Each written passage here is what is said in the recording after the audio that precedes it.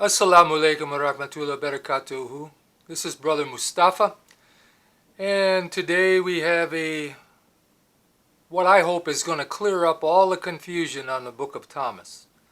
Now, if you've been watching my channel, you've been following my channel, and you're a subscriber, we thank you. And what I try to do is I try to give a little something different than what the rest of the channels are doing. So that's what you're going to get today, a little different view maybe of the Book of Thomas. There's many of them out there on the internet. I'm not the only one who's come up with these videos, but I think you're going to find that this one's a little bit different. We look at the Book of Thomas, we're looking at a narrative. Not a narrative, not a narrative. We're looking at a list of litany of sayings.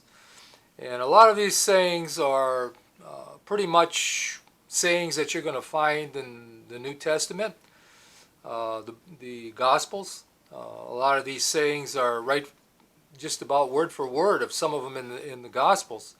So it's not something that's, really, people wonder, and here's the question that's asked a lot.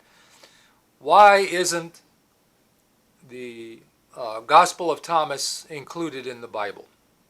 Well, we're going to give you that answer today. I hope that you really would take and dig into this information for yourself and understand this, that the Gospel of Thomas is not the only Thomas that was written. There's about 4 of them. You got the Gospel of Thomas, the infancy narrative of Thomas, the Acts of Thomas, and Thomas the Contender. So you have many books of Thomas. So when you say Thomas, which Thomas do you mean? Because there's like 4 of them I just gave you. Probably the most interesting and the most read are the infancy narrative, which is a narrative of Jesus, and this Gospel of Thomas. So when we look at we look at the where did it come from, and when did it come into being, and we figure around maybe the 2nd century, 200, 3rd century 200, in that area. I think that's the common consensus of when this gospel was produced. We found a entire gospel manuscript in Coptic, and that came from Egypt in about 1945. 1945. So keep that in mind. These are not early, like 45 or 50, like maybe Mark would be. This is 200. That it was initially written. It's noted too that they probably went through some serious redaction throughout the years. So there were changes, lots of changes, and we can't really figure out the date because it's not like a narrative where you can put it into places and times. It's just a bunch of random sayings. So it differs somewhat in its theology. In the New Testament, Jesus is the light, in John 14:6. In the Gospel, the light is within us all. And Thomas, the light is within us all. Fasting and prayer are good in Matthew 4, 1 through verse 11, and Luke 11, 1 through 28.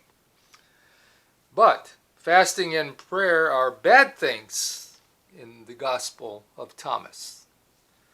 So in the Gospel, the Synoptic Gospels, Jesus is a Jewish rabbi. In the Gospel of Thomas, he's a Greek thinker. Think about that. So I think one of the verses, and this is not going to be a real long video, it doesn't have to be. You can read this. It's 114 verses. That's not a lot. I mean, you can read it in 20 minutes. So take the time. Take 20 minutes in your lunch break while you're chowing down on a sandwich or whatever you're doing and read the Gospel of Thomas. It's available online. You can get it in e-form. ebook form. There's plenty of PDFs out there.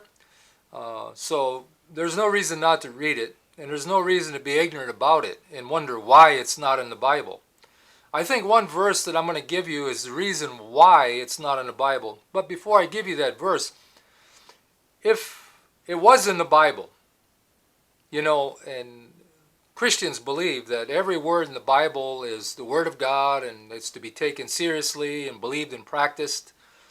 There's one verse in the Gospel of Thomas that would be a real dislike to most of the of women around the world, and that verse is verse 114. And what I'm going to do is I'm going to read that verse to you because I want you to really understand why this is not in the Bible. Hey, it's a good verse. Why? I think don't get confused with the infancy narrative. Don't get confused with that. This is the Gospel of Thomas, 114 verses. It's not the infancy narrative. They're two different manuscripts. Okay, so let me read this verse. And then Simon Peter said to them, "Let Mary go away from us." All right? He's saying to Jesus, Simon Peter said to them, probably the other disciples and Jesus, "For women are not worthy of life." Did you get that? Did you see? Did you hear how crazy that sounds? Now, I tell you, it wouldn't be in the Bible, and for this reason. Okay, for women are not worthy of life. Jesus said, "Look, I will draw her in, so as to make her male, so that she too may become a living male spirit, similar to you. But I say unto you, every woman who makes herself male will enter the kingdom of heaven." Now, that should answer your question right there, why it's not in the Bible. I can't imagine trying to practice that one, word for word, right?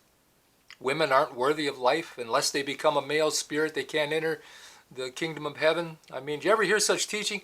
This would be teaching contrary to everything that we know in Christianity, Judaism, or Islamic teaching. This is just a crazy, crazy, crazy verse.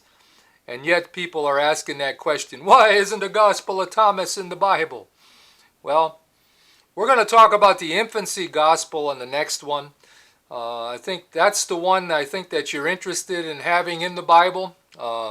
Partly because this is the gospel. I mean, this is the account where Jesus speaks from the cradle, and this is the one that would be in the Quran. But I want you to also know, I did a video on the jinn, and I said one truth and 1,000 lies. So you keep that in mind for the next video on the infancy narrative, because I think these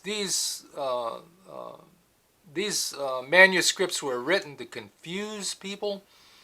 I think they may contain a little bit of truth. They contain, just like this one, it contains Jesus' words, some of them, almost word for word. But it also has got some crazy things in there, right? So, you keep that in mind. The misogynist view, and that's what I gave you, and if you don't know what a misogynist is, it's somebody who dislikes and despises or is strongly, against women. That's what we see in verse 114. It wouldn't be widely accepted in any religion. So, it should answer your question on why it's not in the Bible.